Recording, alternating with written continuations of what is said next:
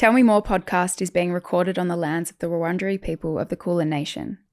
We pay our respects to elders past and present and extend that respect to all Aboriginal and Torres Strait Islander cultures.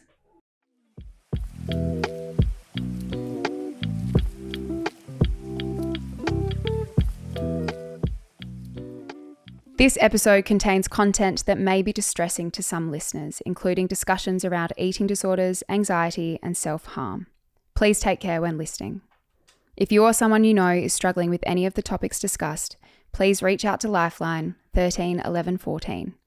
There are other resources for support in the show notes. Today's episode is part 2 of my conversation with Ash Paraskevas. So if you haven't listened to part 1 yet, I highly recommend you go back and listen to that before continuing with this episode. My name is Olivia Molly Rogers, and I'm excited to get comfortable in the uncomfortable with you and remind you that nobody is perfect and everybody has something going on behind the scenes that you may not know about. I hope you enjoy the podcast. It was amazing what you were doing trying to share, but at the same time, you were obviously struggling so much. And I don't think many people do share in real time when they're going through something like that. Yeah. You know, there's this saying that's like you should share from scars rather than wounds, because when they're still open, you're still so vulnerable when you're going through so much. But yeah, I remember seeing you sharing and I was like, oh God, like, how can I help this girl? Yeah. So yeah, you were in crisis. What did it look like getting help? Like I remember you were finding it really hard to actually, like you were crying out for help, but you couldn't find it. Oh yeah. So this was like, I'd say that came a bit later. That was last year, that ultimate crisis. But the crises started quite like minor, which weren't minor, around like 2021. Mm-hmm. And I was doing social media at the time, but I was doing social media in a way that still wasn't authentic, even though I was on this authenticity journey. I would be depressed in bed, not being able to get up and, struggling with alcoholism. And then I would get a delivery from a brand and I'll be like, okay, I have to dress up nice and take my photos for Princess Polly. And then I would edit it and I would post it and pretend that that's my life, even though for the rest of the week I was in bed and struggling. And I was still in that place where I was putting up a front. And then there was a point where I was feeding off the external validation I was getting online during that time as well. But, online is like you can get, 4,000 likes on something and then you can get, the algorithm makes you just not get anything. And when it's like the lottery machine, your worth is dependent on something you have absolutely no control over. And my first ever serious crisis came from there. And I remember posting a job that I was doing for a brand and it got like 200 likes. And I was like, oh my God. And I had like probably 50,000 followers at the time. And I was like, I'm unlovable. No one wants me. And it was like all the mental health things that I was experiencing just was like glued onto that, if that makes sense, like tied into that. And that was the first serious suicide attempt because of that post. Wow. It was like the trigger of obviously all the other stuff. Yeah. But it was like the ultimate, you know how people are like, oh, likes and comments and all that kind of stuff is bad for people's mental health. When you're already so vulnerable, it can actually be the tip of the iceberg for some people. And for me... Well, the thing that tips you over the edge. Exactly. Yeah. And for me, that post tipped me over the edge. And I was really struggling with social media at the time and keeping up this perfect facade. Image. Yeah. And that was the first attempt that landed me in emergency room. And how did you get to the emergency? Was it Charlie that? Yeah. So Charlie took me to the emergency room because I was out of So it was a lot of the time I was struggling with like prescription medication and overdosing on that. So that was the first time I did that. And I went to the emergency room. And then the emergency room was very much like overwhelmed because of COVID and everything like that. And they were kind of just like, all right, well, you're fine now. I stayed overnight, go. And instead of getting help from there. Can I ask, and you don't have to answer, but when you woke up and came to, how did you feel? Oh, I was just numb. I was a empty walking corpse. That is what I was from 2021 to pretty much last year. Yeah. I was literally a walking corpse. And that I think was the first like little, I guess, strike against like, oh, even professionals don't really care. Like I'm not going to get help. And then I think from then. So they didn't even say, here are your options. Here's somewhere you can go. This is someone you should, none of that. No, I just was like. So disappointing. Yeah. And then I think because of Charlie, we went to a GP after that. And that was the first time a GP listened to me. And it was a private GP. Mm-hmm. So it's interesting to see, the difference between a private GP and the bulk billing GPs I've gone from the rest I've had for the majority of my life, and the time that you get and the attention you get. Mm-hmm. Like she really sat down with me and she listened, and she didn't feel under the pump. She didn't want to just get me in and out. Whereas the bulk bill GPs, they want you in and out, even for a mental health plan. They're like, let me write your script, let me write your plan, see ya. Yes. Yeah. Whereas this private GP, she was the first professional that cared. Yeah. And she was like, look, like we're going to start with like a minor dose of antidepressants, and I'm going to see you every week to make sure you're doing okay. And I'm going to get you in to see a psychiatrist. And she was like the first little glimmer of hope that I had. And then she was the one that diagnosed me and said, I think you have borderline personality disorder. And she's also the first person I opened up with about how it's hard to admit, actually. I have never said this publicly, just to a couple of friends. But when you live in domestic violence, you become violent because you don't know how to exist without violence. Yeah. So when your parents abuse you, like mentally and physically, you think that that's a normal way to show love and affection. So when you hadn't been shown any other way to deal with emotions. Exactly. My emotions were turbulent. Like I didn't understand how to regulate myself. So when I lived with Charlie during that time, he pretty much lived in domestic violence because of me. So I had to unlearn domestic violence and be the first person to stop the cycle. Yeah. And that's what I've had to do with every single part of my mental health journey. And I opened up to the GP about that. And so I fully opened up about all the symptoms I live with. And that's when she was like, I think you have BPD. So I think I had to fully look in the mirror with myself and face the ugly, ugly, ugly truth and the ugly reality of my mental illness. And then it was when I did that I could actually start to get the full help I needed. And that was the first stage. And then during that process, there was other breakdowns that were triggered as well, until I guess that time's so blurry, but until I that was like 2021 where I first kind of was like on medication for the first time and diagnosed with BPD. And then I had a couple of more episodes at the time because I was like trying to come to terms with everything that was coming up. And alcohol was a really big trigger for so much BPD.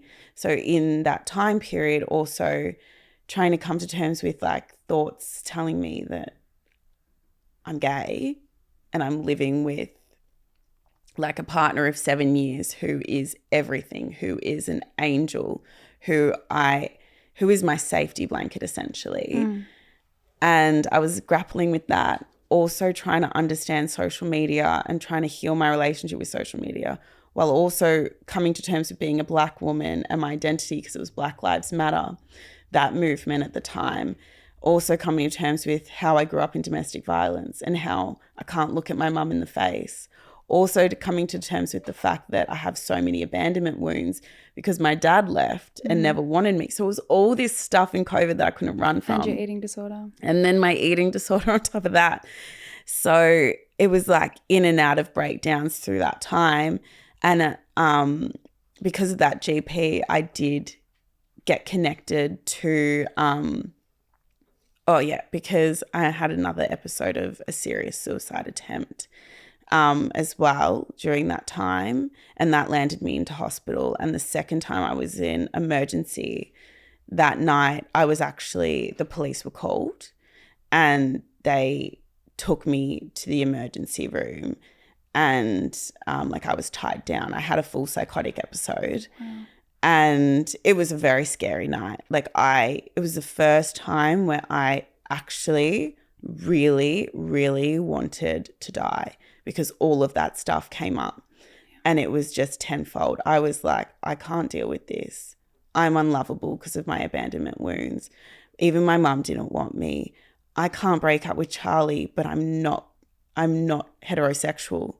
I'm not in love with him, but I love him. And I'm like, but I can't break up with him. I would rather die than break up with him. Oh, and then it was like, and social media and like all this kind of stuff that I had that serious second breakdown. Charlie has a tracker on my phone because at the time I was actively suicidal.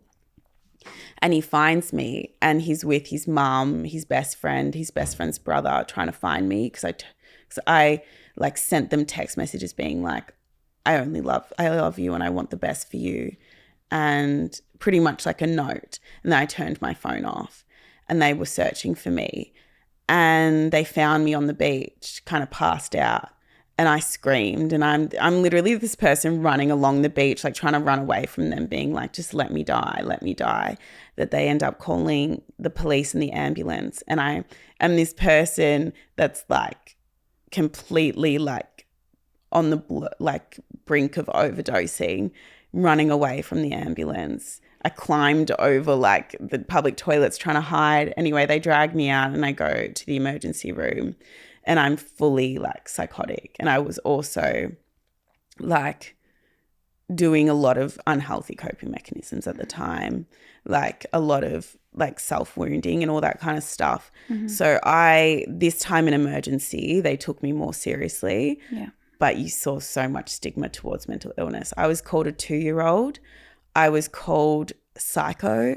I was told to calm down. They said, just get her to pass out. They got the nurses in the emergency room treated me like absolute crap. And then afterwards in the morning, I woke up and I was just humiliated. And I was just like, oh my God. And then the CAT team came in and they did an assessment and they were like, you're really bad. Like you're obviously really struggling. But if I admit you to the public system today, which is an option that we would want to do, you would get worse because the public system will traumatize you even more, especially based on your trauma of domestic violence as well. So they called Charlie and they were like, the best option is for Charlie to be your full-time carer until we can get you into a private hospital. Wow. And you set up her health insurance and wait the time period so you can get into a private hospital. Because if you go to the public system right now, it's not going to help. It's not going to help. You're probably not going to survive it. That's so intense, and what a massive responsibility for him. Oh yeah. And it's also really sad because if I didn't have Charlie, the only option would have been a public hospital. And that's a lot of option for a lot. That's the only option for a lot of people. And to be told by a professional that's going to make it worse. Yeah. Is extremely sad and says so much about our mental health system. Yeah.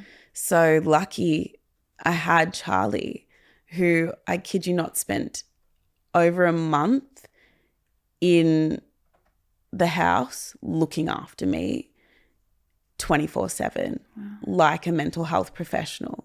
He became like my carer, got paid from Centrelink to look after me because I was that bad.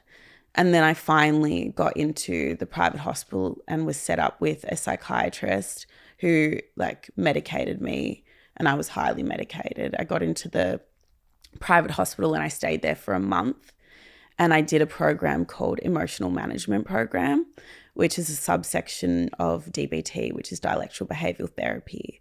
And that was the first part of my life that really changed my life for the better, because I finally met other people that struggle with what I struggle with. I felt less alone.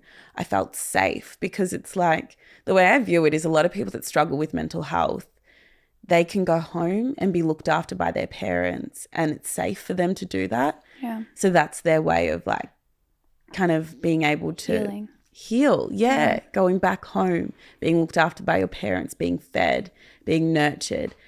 And I don't have that. So I look at the hospital, and that's that for me. It gave me the space to be nurtured, to be fed, to be looked after, to be asked, how are you?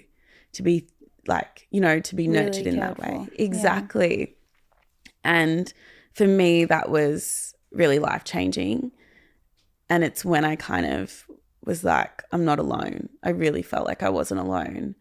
And then I got released. How long were you? Oh, a month.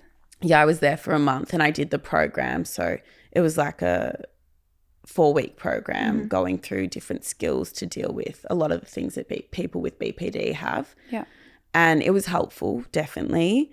But then I got out of the hospital and I kind of felt really lost. And I broke up with, it was like a couple of months later, I broke up with Charlie, and it was a mutual thing, because the relationship was very toxic, because he was pretty much like a parent. Yeah, it's not really what a romantic relationship should look like. It was not healthy. Yeah. Like, I'm gay, and he's like, he's pretty much like my carer. Yeah. And it was like this kind of thing. It's like the kind of victim and the savior. So he was dependent on me for purpose of being a savior, and I was dependent on him for the purpose of being saved. So it was like that very intense toxic cycle of, you save me and I'm better, and he was codependent on that for his purpose. Yeah. And I was codependent on him for a reason to live. So it was like a mesh of just blah. So we broke up and he moved out, and that triggered my BPD tenfold. So that was a couple of months later in 2022. Yeah. And that was when you remember me sharing so raw in the wounds. So that was when I started to fully share, like not just kind of a little bit of the wound, but everything, all the wounds. Yeah. Like even my first admission, I shared and I was open about, but not to the extent of that time. Yeah. And that's when my mental illness was at the peak. Like it was my entire identity. It was my life. It ruled my life completely. And I just didn't know how else to exist. I was so turbulent. I was living months in crisis. I lost myself. I didn't know boundaries. I didn't know what I should post. Like my audience and my social media was my everything. And I didn't know how to be other than in crisis. Yeah. So then I was obviously sharing my life at the time, but that was my life. So it's like I either stop social media and someone takes my phone away from me, or I post what I posted. Yeah. Because I didn't know how else to be. I didn't know how else to show up without being like, I didn't even have the capacity to be like filtered. Yeah. I didn't have the capacity to show up in any other way. So I showed up as a very, very, very, like I showed up as a turtle without a shell.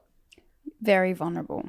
Very vulnerable, which in hindsight is what I had to do. Obviously, it was part of my journey. Yeah. But it added to the intensity of my journey for sure. And I think when you're going through something like that and then you've got constant feedback from strangers, that's never going to help. Yeah. Yeah. It was like a double-edged sword for sure.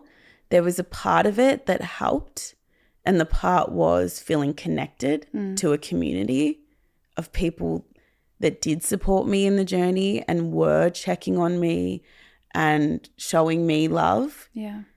And that actually did help my journey, feeling like I was part of a community and that I was saying and sharing things that other people in that community were experiencing and being a voice for them. That did make me hold on a little bit more. But it also made me more vulnerable and did increase my mental health, like my mental illness. Yeah, with the judgment and criticism. Yeah, and also the way it impacted my career as a social media person. Yeah. Like I lost a lot of money. I lost a lot of brand deals. I lost a lot of my reputation. And my agency, which I am so blessed for, my agent, she stuck by me, but so many agents would just drop me. Yeah. Because to that world of the professional side of social media, I was a mess. I was Britney Spears. I was shaving my head. I was dyeing my hair pink. I was sharing like pretty much like the mental health version of me spinning around constantly like Britney Spears does, you know, like the Yeah. Like I was sharing that. Like I was the Britney Spears, the Black Britney Spears of Australia. People were like seeing a meltdown as it was happening. It was hard to watch. It was hard to watch. It was confronting. Yeah. And there was only small, like probably 2% of the population that felt comfort in that. But they did help me. But I lost so much during that time too. Yeah. So it's like, and then when I went, so yeah, it was hard. That time was very hard.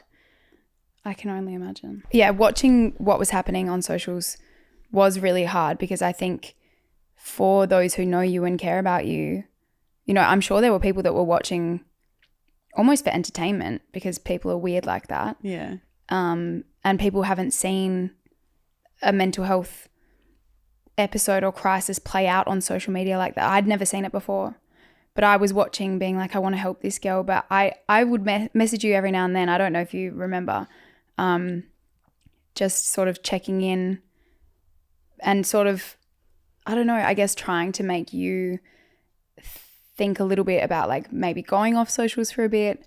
But then it's also so hard because I think what you did was so powerful and you did, like you said, you connected with a lot of people who needed to see that, to know that they weren't alone. How do you now find a balance between being open and honest and wanting to help your community, but also protecting yourself? Because I feel like in that moment you weren't protecting yourself at all. Boundaries for the first time during the last stay I did in hospital, which was life-changing. That last stay was like it was the catalyst of my healing. It changed everything. And then now I did the outpatient program, which I'm still doing, which there's a whole module on boundaries. And learning boundaries for the first time helped me so much with social media. And then now I understand so there's a line between sharing to help people, whereas just sharing because. Yeah. And I used to share because. I just used to share everything because. It was almost like a diary. It was a diary. Yeah. And that actually is harmful as much it is as to a bit even more than it is good. And you don't mean just for you, like for your audience as well. Exactly. Yeah. Because they're seeing like, you know, things that might trigger them You can in get a way. Copycat behavior. Exactly. Yeah. And I would just share because. Whereas now I share to help. Mm-hmm. I share selectively, but not overly selectively. But also you are sharing from scars now rather than wounds. Like Exactly. even just the way that you talk through things, the way you explain things, it's so obvious how much therapy you've done. Yeah. Because you're so self-aware and it's coming from this like reflective place. Yes. Rather than like that you're still living in that pain. 100%. And there is a part of me that during my last day and me coming to terms with how I didn't have boundaries, it hit me hard actually. And there was a point where in a hospital, I reflected on how I didn't have boundaries with social media, that I wanted to go into a hole because I was like, I just spent the last few months sharing everything with the world. And it did cost me a lot. Yeah. And I was like, I don't want to come out of this doona right now. Like I was like scared of what I did of myself. And I processed that and I had to process that. And now I'm like, there's aspects that you can share when you're in the wound.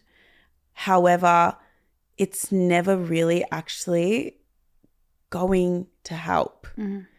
Because when you share from a scar, you share with knowledge and you share something that can help someone rather than just sharing because that's what you're experiencing. Yeah. Because when I look at being a mental health advocate and I look at the change I want to do, I want to help people go from A to B. And I want to be that person that provides the inspiration and the feeling of not being alone and that you can get there.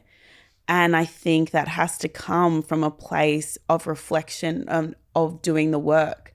Otherwise, when I was in the wounds, it is the thing you get out of it is, oh, I'm struggling too and she's struggling and we're just a big black ball of struggling. And then it's just like lots of heavy conversations. Exactly. And a lot of, I don't have this, she doesn't have this, no one has this. We're all kind of like hopeless. Yeah.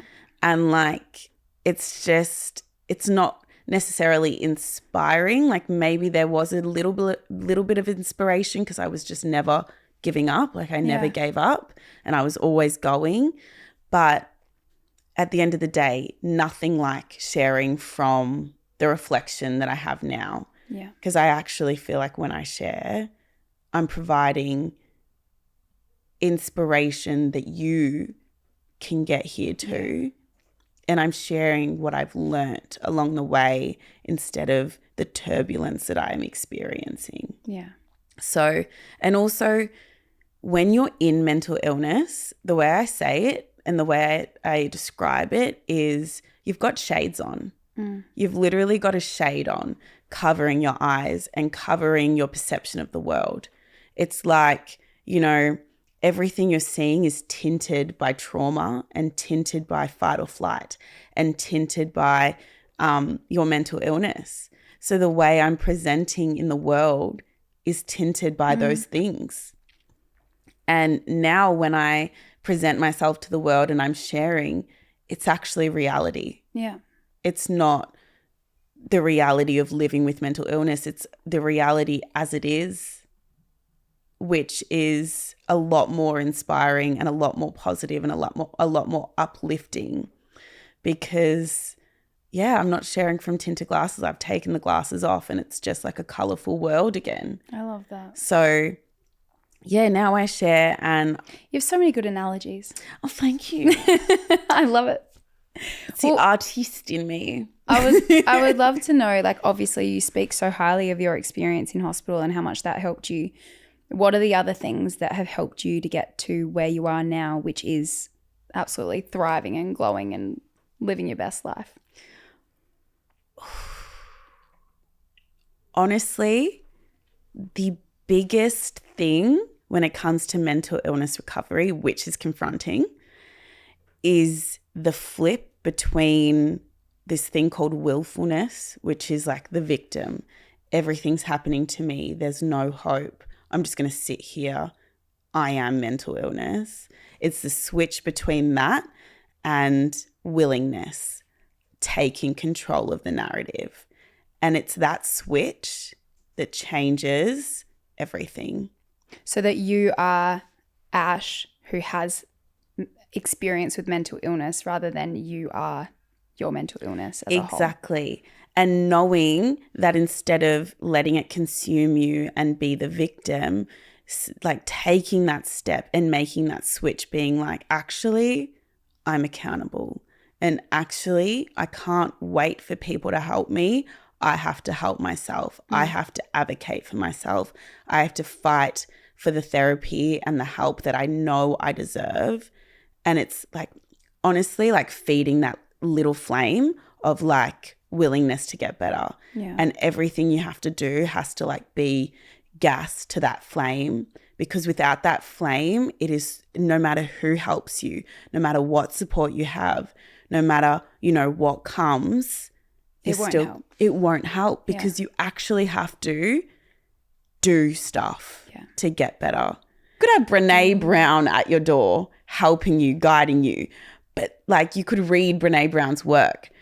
But if you're not receptive, if you're not putting in the work, if you're not taking it on, useless. It's so true. Like I've had my own struggle with mental health.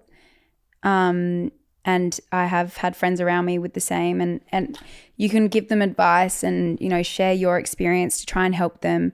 But until they're willing to, you know, put one foot in front of the other and actually try to help themselves as well, nothing changes. Oh, 100%. And you become like this broken record because you're like, you feel like the world's against you. And this is not to victim blame or blame people for their mental illness. It's no one's fault. But until you're willing to take action and like move forward, nothing's going to change. Exactly. But then it's also like there's a part where you have to take action, but you don't have to take the action alone. And that's also like you can have that support and community to help you take the action. You just need to make the switch of knowing you have to take the action. And that's when my mental illness healing actually happened. When I started to take the action with this, like I obviously needed so much support to help me take those actions, but I did it. But it takes guts to know, to seek the support you need. Like that takes a lot of courage to actually do that. Oh, 100%.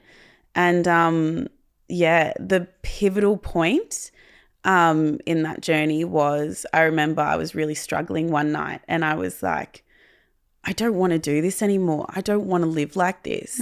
There's something better out there. There's a life that I know I want, and this is not it. So I messaged, I kid you not, 50 psychiatrists on this psychiatrist page, and I wrote BPD psychiatrist in.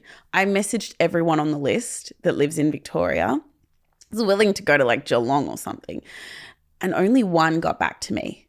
Yeah. Really? That's how bad the mental health system is. Do you mean in that like entire time, like 49 never replied? Yes.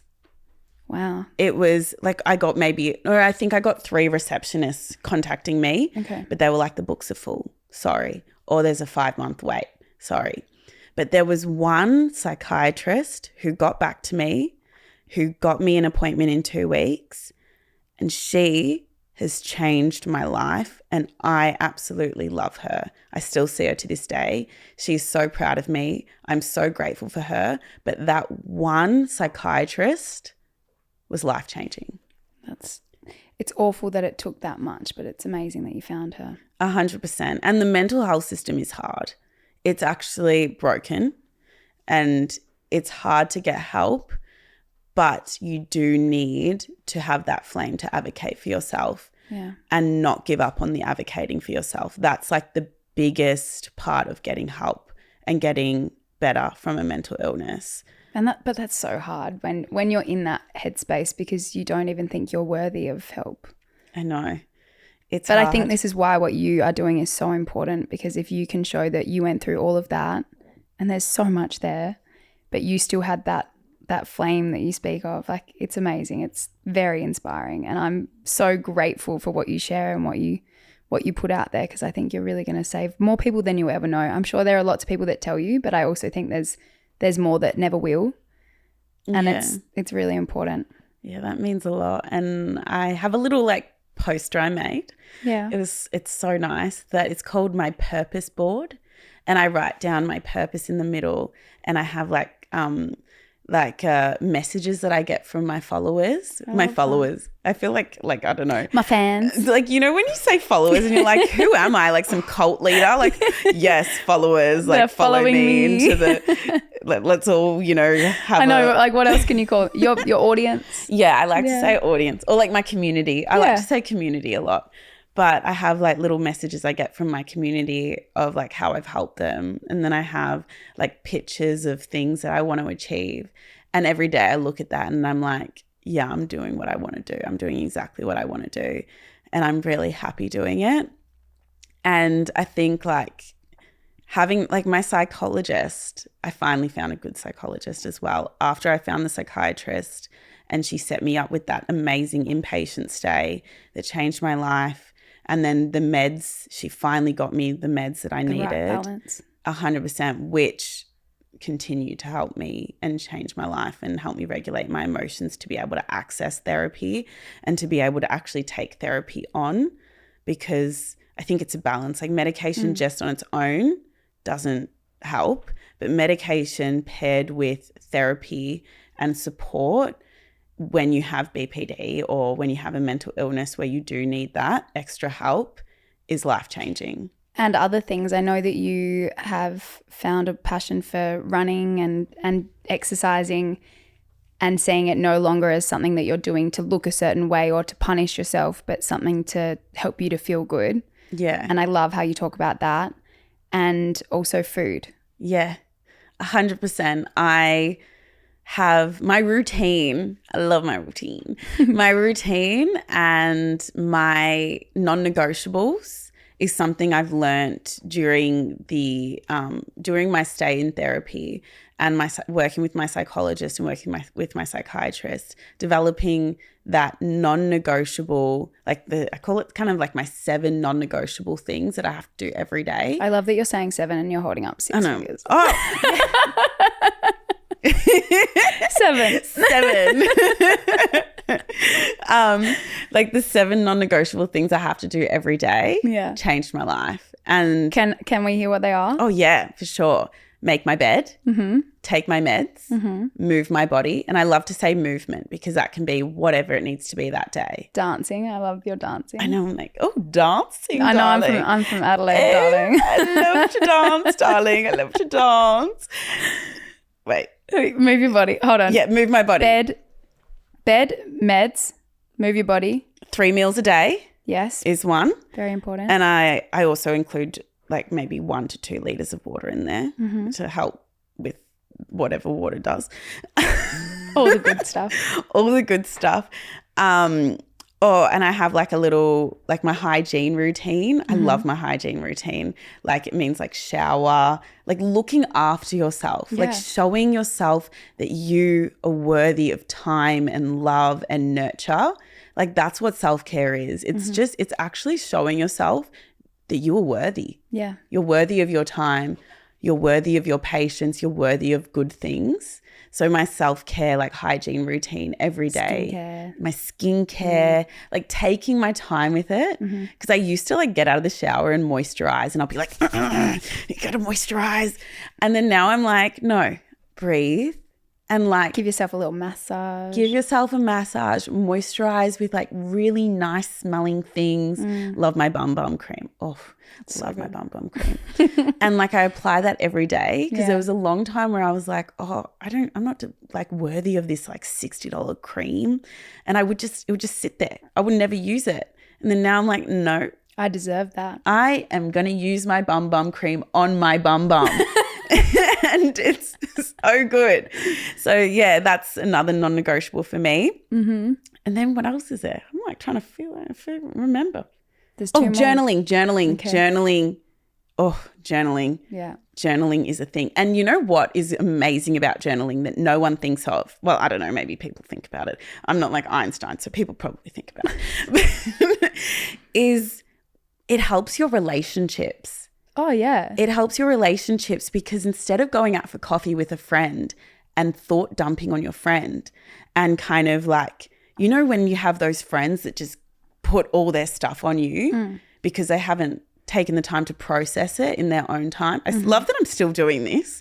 Like I'm still like, I got one more to do. Yeah, we got one more.